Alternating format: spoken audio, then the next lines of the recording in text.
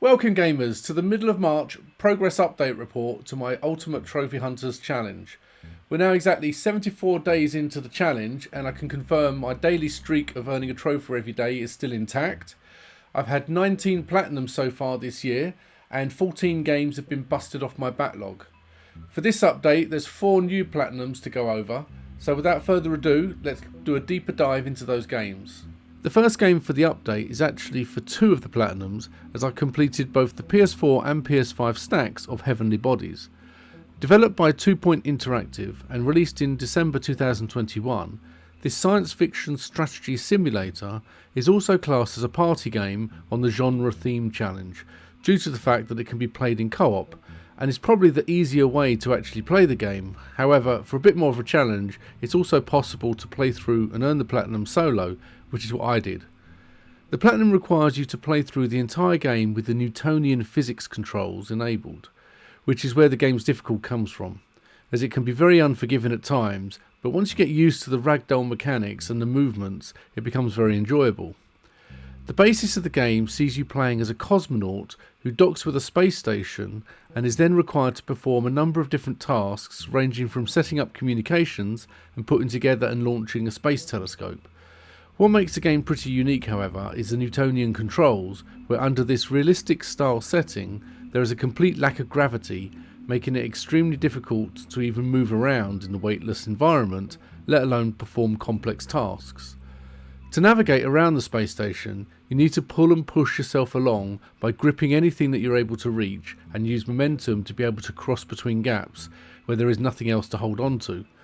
However, once you start performing tasks outside of the space station, this becomes much more dangerous, as unless you tether yourself, you run a big risk of drifting off into the void with no way to make it back to safety. But not all tasks on the outside are easy to perform when using a tether, so constant caution is required. There is also the risk that if you let go of a specific tool that you need to complete a task, that it could also drift off beyond your reach and be lost forever, making it extremely difficult and sometimes impossible to be able to complete the task, requiring you to reset and start the level. My first playthrough took quite some time, as I wanted to play through blind and solve the various puzzles for myself without using a guide, along with lots of time spent learning all the controls. Each level also has a collectible. However, it's not a case of just picking this up, you also need to carry it back to the starting area, which can be extremely challenging with the Newtonian controls. So I opted to leave those, and then once I finally beat the game, I was able to use the assisted controls to replay all the levels and grab the collectibles.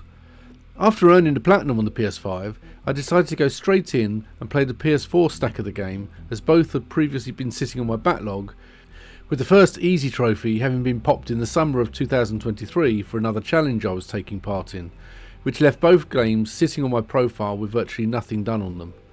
However, having already completed the game and knowing exactly how to solve all the various puzzles, along with now being very used to the game's controls, I was able to platinum the PS4 stack very quickly, and I even managed to grab some of the collectibles using the harder controls, so I only needed to replay a few of the levels instead of all of them, using the assisted controls.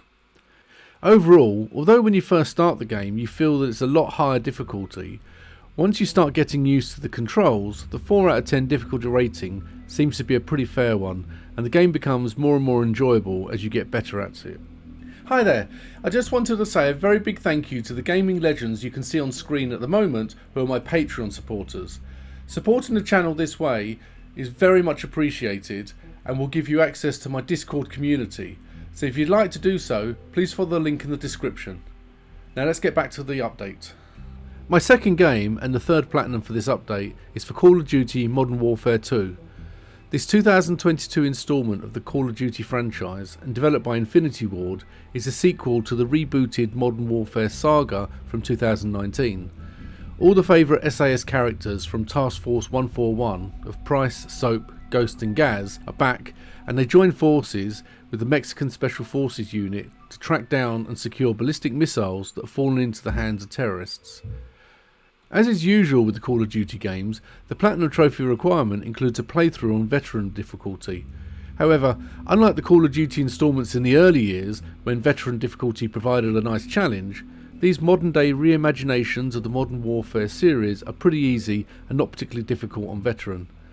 As well as beating the solo campaign and doing some odd miscellaneous trophies in some of the chapters, Modern Warfare 2 also requires you to complete some various 2-player co-op levels, where you need to earn 3 stars as well as pick up some collectibles.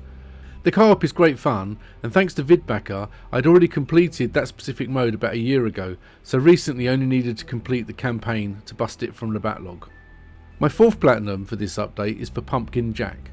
Another game busted from the backlog, this platforming adventure game developed almost single-handedly by Nicolas Meissonier and released in 2021, is very reminiscent of the original PlayStation and PS2 era of 3D platformers like Crash Bandicoot.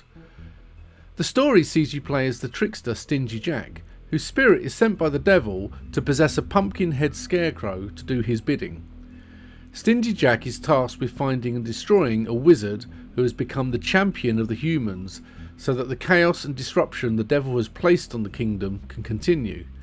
The game has some very tongue-in-cheek humour, and the story does not take itself very seriously. For the most part, the gameplay sees you using your platforming skills to navigate between the various areas, where you then use a basic hack and slash fighting mechanic to defeat a variety of monsters in your path. The game can be quite good fun at times, although the controls, especially on the platforming sections, can be a little janky at times. Although personally, I'd mark this down to a 2 out of 10, as there's nothing really challenging in the game, and it is also relatively short as well, with a level select option that you can utilise after completing the game to mop up any of the collectibles you may have missed, so there is no missable trophies at all. My last update for today is for a humble bronze trophy, but it is one that has taken many hours to obtain, and that is for reaching level 55 in the Call of Duty Black Ops 3 multiplayer. I am hoping that I'll be able to get the platinum for the Black Ops 3 to fulfill the game time challenge for my 100+ hour game. Although I'm not a big fan of the multiplayer in all the advanced movement Call of Duty games, I would still like to 100% as many Call of Duty games as possible, and this was the last advanced movement multiplayer trophy that I needed for any COD game. So I had to literally bite the bullet and grind out the XP to reach level 55 and secure that last trophy. And now I only have the campaign and zombies left to enjoy. Thankfully the multiplayer is still active, so getting games was never really a problem, and I'm very pleased to have now completed all the multiplayer trophies, enabling me to keep working on the game's platinum and 100% throughout the rest of the year. So let's have a quick look at the stats. So far I've completed 7 out of 27 of the game name alphabet, 8 out of the 27 of the platinum name alphabet.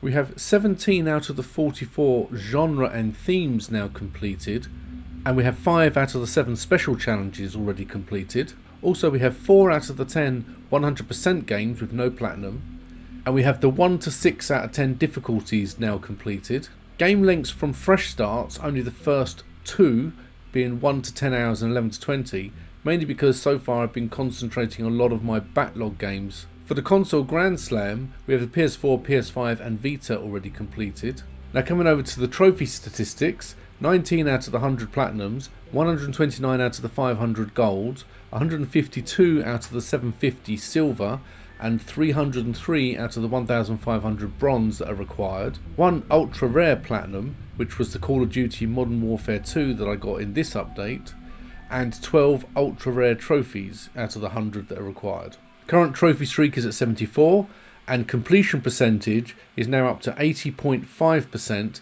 which is just over a 3% of the 10% required. For the backlog busted games, out of the 50, 14 have now been completed to 100%, and you can see on the right hand side all 19 of the platinums I've so far earned this year. So some good progress being made so far, but with some very long games and some very difficult games planned for the near future, there's always a risk that I could fall behind. I love reading your comments, so please do continue to leave them, as it's a great way to support the channel and it really helps to keep me motivated. Also, a like and a subscribe is greatly appreciated. So until next time, please take care and look after yourselves.